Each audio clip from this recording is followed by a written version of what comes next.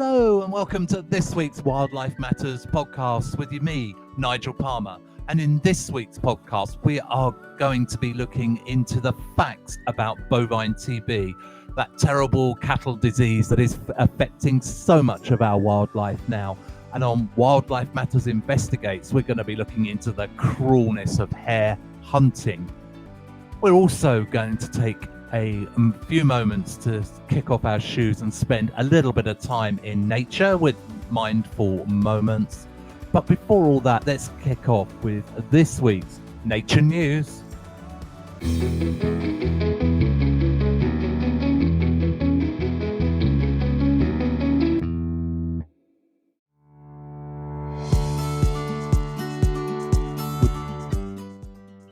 And it's Wildlife Matters Nature News. We're going to be looking into a new survey that suggests that 75% of the British public want to see large animals removed from zoos.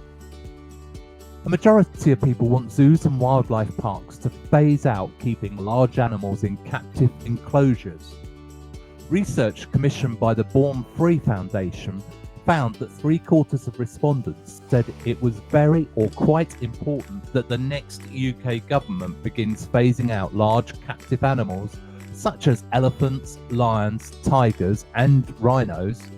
Born Free said the survey undertaken by Opinion Matters and sampling 2,000 adults from each UK region shows a tide of public support for its policy of removing large animals from zoos, which it described as archaic, unethical and damaging. A spokesman from the British and Irish Association of Zoos and Aquariums said surveys by YouGov have shown the opposite results, that in fact more than 75% of the UK public support zoo conservation, and that Born Free's figures did not seem to relate to the real world. Dr. Mark Jones, Born Free's head of policy, said wild animals are traded and kept in zoos and private homes in ever-increasing numbers. Wildlife crime continues to have a devastating impact on individual animals, wildlife, habitats and wider society. Far too little is being done to effectively protect and restore our natural fauna and flora or safeguard the welfare of wild animals. Born Free released a manifesto on Thursday in which it wants political parties to commit to phasing out captive animals, ban the importation of hunting trophies, stop the badger cull, and end the use of animal fur in the military hats. It said the British public supports its policies, citing the results of the survey, which also found that 85% agreed there should be a ban on bringing endangered animals into the UK as hunting trophies. 67% supported an end to the badger culls, and 79% agree with the stopping of the import and sale of fur. A spokesman for the British and Irish Zoological Association said, "We agree the government should prioritise the protection and restoration of UK wildlife, which is why we've supported campaigns to maintain and strengthen protections for native species. We agree the government should do more to tighten up the trade in the keeping of exotic pets, which is why we have been a leading voice on calling for the outlaw of primates as pets." The British and Irish Zoological Association's zoos and aquariums are said to be enormously popular, welcoming over 35 million visits in a normal year. Just this week, our member zoos and aquariums are enjoying packed out crowds, learning about nature and supporting conservation here in the UK and across 105 different countries. It is overwhelmingly clear that the great British public support good zoos and aquariums to care for animals and make our planet a better and wilder place. Other results from Born Free's survey found that 83% of respondents agree that the government should tighten controls on keeping exotic pets, and 82% would support the government using its influence through trade deals to end animal cruelty overseas. In Scotland, 88% of people were against the use of traps and snares which are designed to restrain an animal until an operator of the trap comes to kill it. A recent report from the Scottish Animal Welfare Commission said snares cause significant welfare harms to both target and non-target species, as some animals die slowly when caught and juveniles may starve if their parents become trapped. Will Travers, Born Free's executive president, said, "We call on all political parties to recognise the importance of protecting and restoring wildlife and wild habitats and eliminating the negative impacts we have on the welfare of individual animals by placing nature protection and animal welfare improvements at the heart of their manifesto commitments and delivering on those commitments in the parliamentary sessions that will follow. Nothing less will do." And that has been this week's Wildlife Matters Nature News.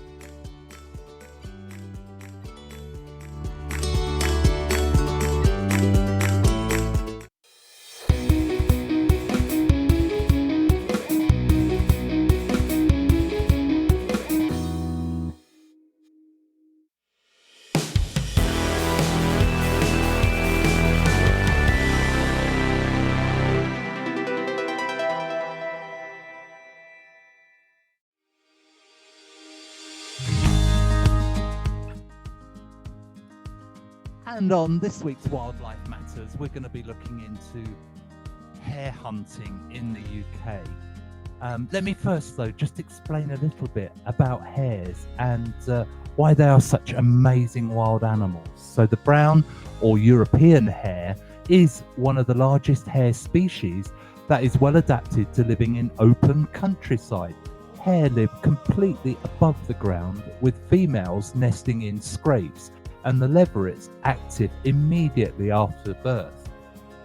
The brown hare is not native to the UK, but has naturalised here for many centuries. Whilst not endangered throughout Britain, hare populations have been in general decline for many years, primarily due to the changes in farming practices over the last few decades. Hare that do not hibernate or store any appreciable amounts of fat on their bodies, so they need a constant food supply throughout the year. This can only be provided by landscapes rich in biodiversity. Farmland in the past had a diversity of grass and herb species maturing in succession throughout the year, and hare actually prefers to eat wild grasses and herbs, with grasses predominating in the winter and herbs during the summer months.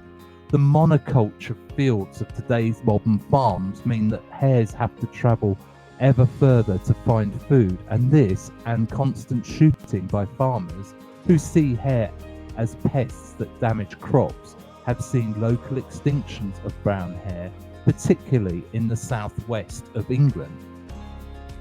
Traditionally, hares have been hunted by two distinct methods: beagling, where scent hounds are used to flush and chase the hare with the hunters following on foot, and the other variation is known as harriers, where the faster hounds are usually followed by hunters on horses.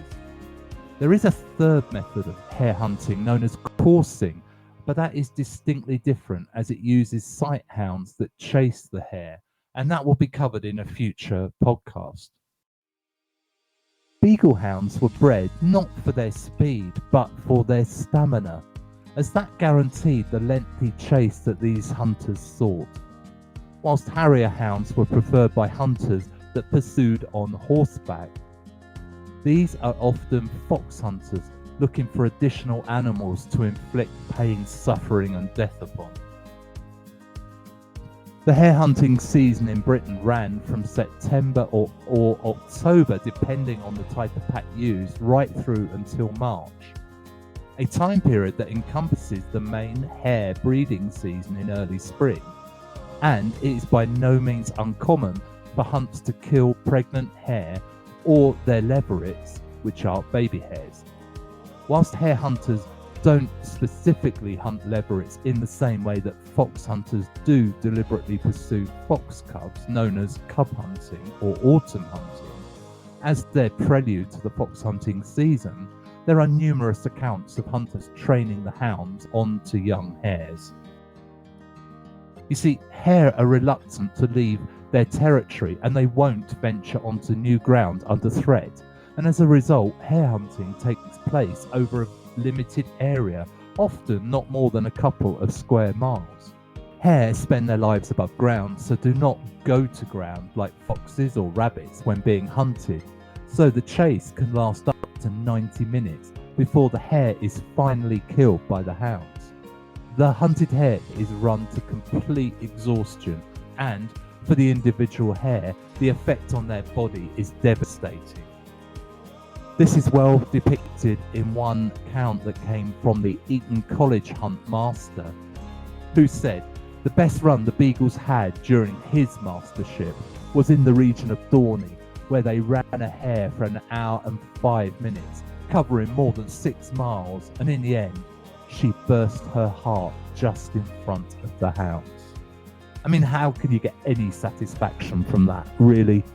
Just like fox hunters, though, in fact, many are the same people, hare hunters know a few tricks to enhance their fun at the expense of the hare.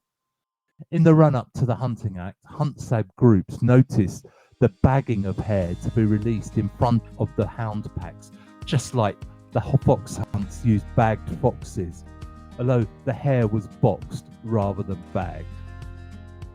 Hare was commonly netted, i.e. trapped in long nets spread across their run areas before being transported around the country in small wooden crates to be released for hunting.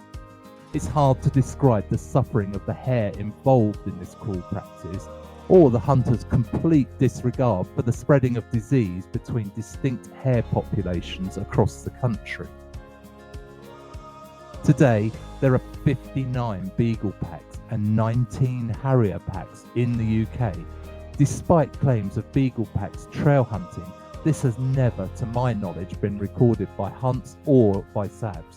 In fact, once challenged, most hunts will claim to be chasing rabbits, which is equally cruel but easily disproved, as rabbits act in a completely different way to hares. You see, rabbits run for the sanctuary of their burrow when disturbed, as opposed to the hare, who stays above ground despite the danger. As rabbits don't run any distance, they have never been of much interest to those who hunt with packs of hounds. The hare hunters are so brazen that they held week-long festivals where hunt packs from all over the country would gather to hunt a relatively small area, such as Alston in Cumbria or the Severn Vale, for a period of 1 and sometimes up to as much as 2 weeks, often with 2 packs of hounds hunting each day. I mean, what chance did any hare have? The impact on the local hare population was absolutely devastating, and the use of the boxed hare was barely disguised. Some of these festivals continued after the introduction of the Hunting Act, as the hunters claimed it was a tradition and their right as country folk. Both of these excuses have been used to support the bloodthirsty fox hunts and are always treated with the contempt they deserve by people who care about wildlife wherever they live. True country folk live in their environment and local communities and don't hunt wildlife for pleasure or sport. One of the oddities of our legal system here in the UK is that it is illegal to hunt the hare on a Sunday, a law that was meant to encourage church attendance. The brown hare is the only species in Britain that does not have a close season for shooting. In fact, organised shoots in East Anglia during February and March can account for up to 40% of the entire national brown hare population, with orphaned leverets left to die of starvation. Hare does have a remarkable ability to recover from such a devastating slaughter, but the welfare implication on individual hare is as obvious as it is despicably pointless. Whilst hare hunting is now illegal under the Hunting Act, and the police seem to be far more active in East Anglia, particularly during February and March, in catching illegal hare hunters, it is clear to me the brown hare need legal protection from the relentless slaughter of the shooting industry. You see, brown hare are not agricultural pests. They are beautiful, sentient animals who are now part of our natural biodiversity here in the UK. And that has been this week's Wildlife Matters Investigates.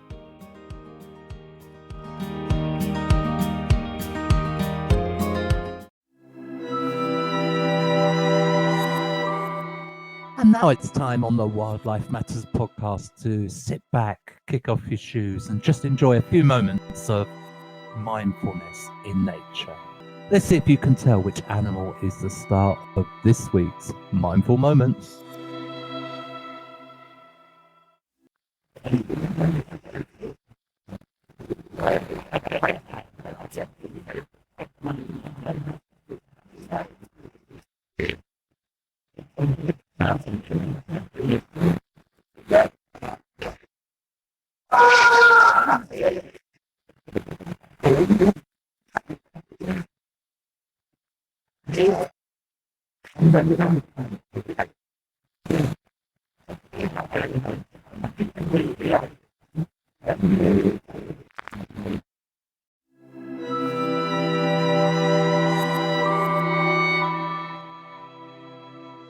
I don't know how that came over to you, a little bit distorted to me, but that was the sound of a grey seal.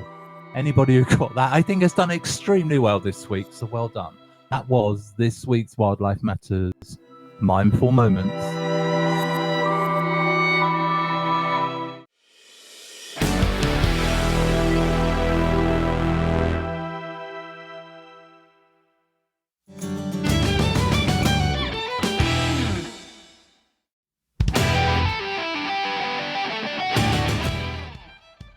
And on this week's Wildlife Matters main feature, we're going to be looking into BovineTB and just explaining the facts. We know that the British government has culled over 175,000 badgers over the last 10 years, but still farmers are losing cattle to BovineTB and nobody seems to have the answer. So let's just look at BovineTB and explain what it is, and we can make some conclusions from that point. So the facts are Mycobacterium bovis, often referred to as bovine tubercle bacillus, is a member of the Mycobacterium tuberculosis complex, a group of organisms with the capacity to cause tuberculosis in humans and in animals. BovineTB, or to use the correct term, Mycobacterium bovis, is a disease caused by a specific species of bacteria known as M. bovis. BovineTB, as the name suggests, usually affects bovine animals such as cattle. However, it can affect nearly all mammals, causing a general state of illness, coughing, and ultimately death. BovineTB is also known as a zoonotic disease, meaning that it can pass from animals to humans. It can also pass to animals in the same species or animals in another species. M. bovis is a different species of bacteria to M. tuberculosis that is the usual cause of TB in humans. The name tuberculosis comes from the nodules called tubercules that are formed in the lymph nodes of infected animals or people. So how does BovineTB spread? Well, BovineTB is spread by contact with an infected animal. The infection occurs from inhaling infected droplets that are expelled from the lungs through coughing. BovineTB infection can also occur from a direct contact with an open wound on an infected animal. Because of the spread of BovineTB is very slow, an infectious animal may infect very many others before showing any clinical signs of the disease. It is also known that BovineTB can lay latent and remain undetected in infectious animals for long periods of time. And this can be several years, with the TB particles lying in soil often for 3 to 4 years. And I do believe the longest case ever recorded was in Switzerland a few years ago, when the gap was actually in the region of 20 years that the bovine TB lay undetected in a herd of cattle. Bovine TB, though, can also be spread through the ingestion of milk and meat from infected animals. The link between drinking milk from diseased cows and the development of scrofula, cervical lymph node tuberculosis, was established as far back as the mid-19th century. Cervical lymphadenitis cases in children were caused by M. bovis. Infection acquired through ingestion of M. bovis is more likely to result in non-pulmonary forms of the disease. Tuberculosis is the reason we pasteurize milk. This, in addition to the immunization of humans, known as BCG, has seen the number of cases in humans reduced dramatically. It should be noted that cattle with BTB lesions are routinely discovered by slaughterhouse workers, so there is little doubt that infected meat products enter into the human food chain. So how is bovine TB diagnosed? Well, in the UK, the standard method is by using a skin test, the single intradermal comparative cervical tuberculin test, the acronym of which is SICCT. This is an intradermal skin test. Avian and bovine purified protein derivative tuberculins are injected into the skin in separate sites of the neck by a veterinarian, and reactions to the injections are measured and compared. The SICT test relies on a delayed hypersensitivity reaction to the injected tuberculin. Sensitized T cells recruit and orchestrate the infiltration of other cell types into the injection area, thereby leading to a transient swelling, measured at the optimum time of 72 hours from the injection. By utilizing two different microbacterium species, the SICT test compares the reaction of the animal to each tuberculin. This increases the specificity of the test by differentiating between cattle infected with M. bovis and those exposed to other microbacterium and therefore sensitized to the tuberculin. So is there a treatment for bovine TB? Well, there is a treatment for humans with bovine TB. However, this is a long process with bovine TB resistance to some of the drugs used by doctors to cure M. tuberculosis. For animals, the treatment is often considered as not economically viable and they are euthanized and the farmer compensated by the UK taxpayer. Whilst cattle are the main hosts of bovine TB, the disease can affect all mammals, both domestic pets and wildlife. In the UK, the following animals are known to be infected with bovine TB. They are alpaca, sheep, deer, and this includes farmed, wild and park deer, pet dogs, pet cats, pigs, and farmed wild boar. There are many species in the UK where insufficient testing does not allow any clear indication of risk. These include wild species such as badgers, foxes, mink, ferrets, squirrels, otters, seals, hares, wild boar and moles, and farm animals such as horses, pigs, goats, sheep and llamas. Humans currently have about a 1% incidence of bovine TB. These are primarily farm workers that can have a prolonged exposure to animals that are infected or infectious with bovine TB. Back in March 22, there was an increasing trend for higher occurrences live cultural positives of bovine TB in cats and alpacas. Bovine TB is found throughout the world. It is most prevalent in Africa and parts of Asia and the Americas. Many developed countries have reduced or eliminated bovine TB from their cattle population. However, significant pockets of infection remain in Canada, the United Kingdom, the United States and New Zealand, all areas where intensive farming is a model that is followed. Until the 1920s, bovine TB was one of the major diseases of animals throughout the world.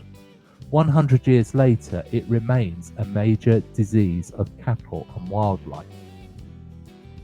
To anyone who's listened to me so far, it may seem clear that the solution to bovine TB needs to be focused on the source of the disease, and that, in the UK, is intensively farmed cattle in cattle herds. This seems to have escaped the ministers of DEFRA, the UK government agency responsible for controlling bovine TB for over a decade. In fact, over the last 10 years, they have licensed the slaughter of over 175,000 badgers at a cost of around £55 million, whilst they have had to continue to pay farmers around £100 million per year in compensation, whilst failing to achieve their claimed reduction in the incidence of bovine TB that they targeted and gave the reason for the badger culls all the way back in 2013. The badger cull is an extensive and emotive subject that I have been personally involved in for over 12 years. I will be sharing more information based on the science, fact and my own experience in future podcasts, but for this one I just wanted to lay out the science and the facts and hopefully give you a better understanding of the situation. It's clear to me that the British government have badly let down our farmers, their cattle and the wild badgers, who are just innocent victims of this situation. I believe the answer is to find the political will to solve the problem. The science already exists, there are different testing methods, and bovine TB can be detected before it becomes a problem in herds, and herds can be cleared up with new testing methods that the government are refusing to license and only running pilot schemes. It's as if they want to prolong the badger culls, and you have to ask yourself why.